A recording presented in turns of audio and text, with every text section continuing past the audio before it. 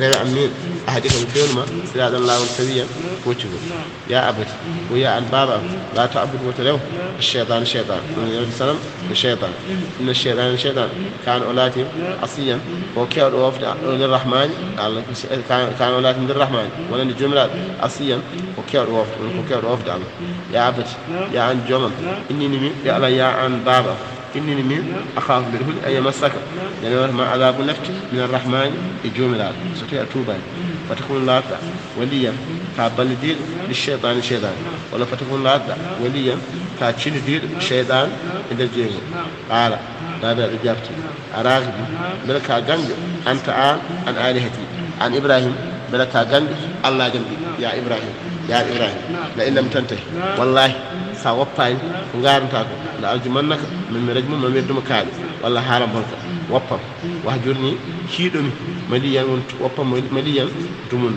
قال إبراهيم السلام كسر عليك ونما من هيهون مرتان سأستغفر لك ومن إنسان ربي جون إنه كان جملة كان ولكن بأم حفيا كوديغو فيجيب أجاب دعاء وقد وفى إبراهيم هم بوعده فضل المذكور في الشعراء ويغفر لأبيه إنه كان من الضالين وهذا الأمر قبل أن يتبين له بعدين فعلته أنه عدو لله وقال الله وند توبته فلما تبين له أنه عدو لله تبرأ منه وإتي كما ذكر كما ذكره نجمت في سورة في براءة عند اسمه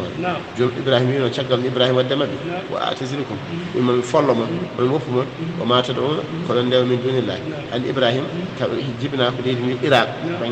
العراق تون ونا تون إبن ما جبنا تون ودنا جينغو شغل من هنكر هرنيما وفير وأفريقيا فلسطين وأعتزلكم من فلم من وفم وما تدعون كلن من دون الله جاء جملة وأدعو مدرا ربي جواب أسايام الله أكون لم لا تغفي دعاء ربي مما مركز ذات نمكسر أني أفهمي فلما اعتزلهم دينا وفيد وما يعبدون فمن دون من دون الله جاء الله أي بأن ذهبوا إيه إلى الأرض المقدسة دير تشنيل من فلسطين وهبنا له من دكهم ابنين بإذن جاوتهم قال إسحاق ابن إسحاق وين كل ويعقوب إسحاق كل ما جبين بيت يعقوب الثاني لا يكون بيتني أفهمي فت إبراهيم ماول آياتان وكلنا كم يشوف جعلنا من بديل نبيا كل أنبار وهبنا له من دكيب إبراهيم إسحاق يعقوب من رحمتنا أمور دير من جود وجعلنا له من بدني به لسان دمغ سين غونغ عليا اتوغو من بدني به فمن توري mo jere afamide kala Ibrahim bayani joginde annaba fo kan ko hide hay hefrede bet ko makko gondi nani de jumra fenni dum tan ma kan Ibrahim yahudiya wala nasraniya jum anani de lisan ko demgal sirkin gonga aliya tawga fi jamil adyan dendangal diine واذكر في الكتاب موسى إنه كان مخلصا وكان رسولا نجيا وناديناه من جانب الطور الأيمن وقربناه نجيا ووهبنا له من رحمتنا أخاه هارون نبيا واذكر في الكتاب إسماعيل إنه كان صادق الوعد وكان رسولا نبيا وكان يأمر أهله بالصلاة والزكاة وكان عند ربه مرضيا واذكر في الكتاب موسى إنه كان مخلصا وكان رسولا نبيا وناديناه من جانب الطور الأيمن وقربناه نجيا ووهبنا له من رحمتنا أخاه هارون نبيا وفي الكتاب إسماعيل إنه كان صادق الوعد وكان رسولا نبيا وكان يأمر أهله بالصلاة والزكاة وكان عند ربه مرضيا واذكر في الكتاب عند الدفتر القرآن موسى خبر أن موسى إنه موسى قال ولكن مخلصا ولابن دولة مكة الله يذكروها بالشفترة اسم الله عند الله على ما رزقهم في جماعة أسجن من بهيمة يموم من تيوى الأنعام نعم راج شغل الحصة وانسى إلى نعم فإلهكم جوم جديد ريد إلهكم كدوتين واحد قول سنو فأسلموا له جبلا دم وبشر ويلتم المخبتين بأن أوتي بأن ينكنين الذين بأن إذا ذكر الله فتي جنتام الجملة شقوا الجملة جنتام وجدت قلوبهم لكنا والصابرين يدين من على ما أصابهم يبتدي باج كبتيدل بموني هنا كنن دين والمجيني يبقى نيم الصلاة جود جود وقت مولو وما رزقناهم كلكم من نكير ينفقون وبنفق وبشكو والبدن جعلناها لكم من شعائر الله لكم فيها خير فاذكروا اسم الله عليها صواف فإذا وجبت جنوبها فكلوا منها وأطعموا القانع والمعتر كذلك سخرناها لكم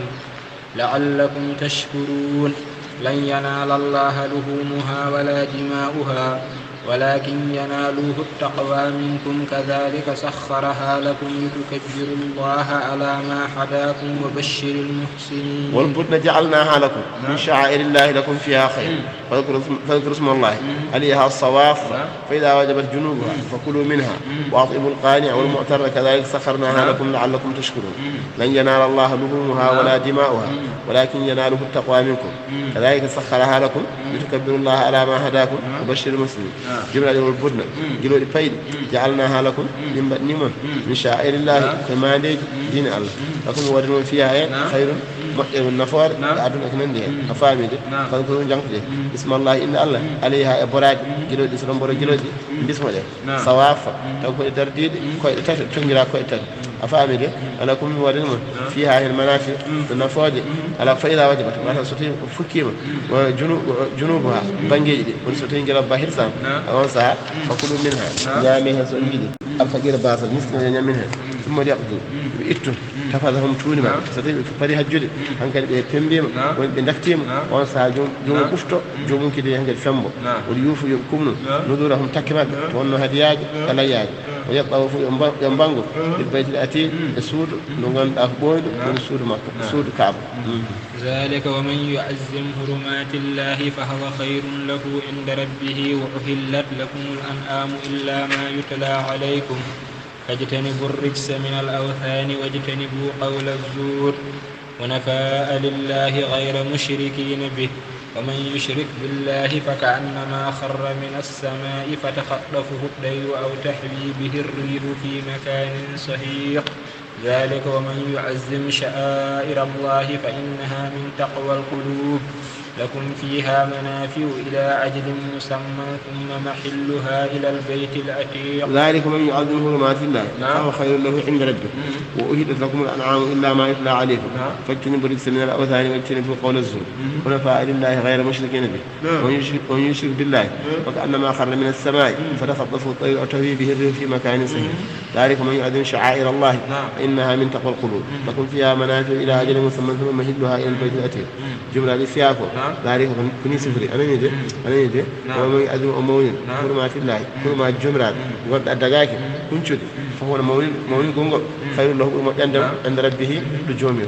وأهلت لكم أن دعنا نام على أنعام نعم راج ونعم دي نعم راج شكل الحصة إلا ما يخلى سلام درست عليكم ومن بان كرمكم آية بيتنور حرمت عليكم ميت ونجيب إكونندها فاجتنبوا قد أبيج الصبي الأوثان السنمود واجتنبوا قد قول كونغ الزور كونغ بيتنور شرك ونفاء ونؤوني دينه فعل دين بوتشي غير مشركين به وندين دين الله يقولوا من يشرك بالله وندين دين الله يقولوا فكأنما خر اللي كو بكير من السماء أسماء ويكون كومي دو أسماء يعني ليه فخطفوا دفتهم الريح الطير ديول أو تهوي به ولا فكم الريح إنه في مكان نقص سهيل قولوا ذلك في أقوى نوي من يؤذن أموين شعائر الله ما نجدون جملة فإنها أموين قنقل أنا من تقوى القلوب من تقوى كل القلوب الأرض أموين ده وني تقول جلود نعند إيواده هدية أنا نيجي جلود دينا أباهم لما جاتا لباياتا أفهمي دي أكون ورا من فيها إيه المنافع نفوج جلود دين بيت نفوج جلود دين نفتره وإن وقت إن ريم ده إكنن ده إلى أجل فاضل أجل مسمى دوتك سونغ دي جلود كل وقت هدية مثلا بعد هنا مثلا ديم هنا وتنتين تالو ها وقت من غندا نفوت بورين لو محلها نقول بورتين إلى البيت الأتي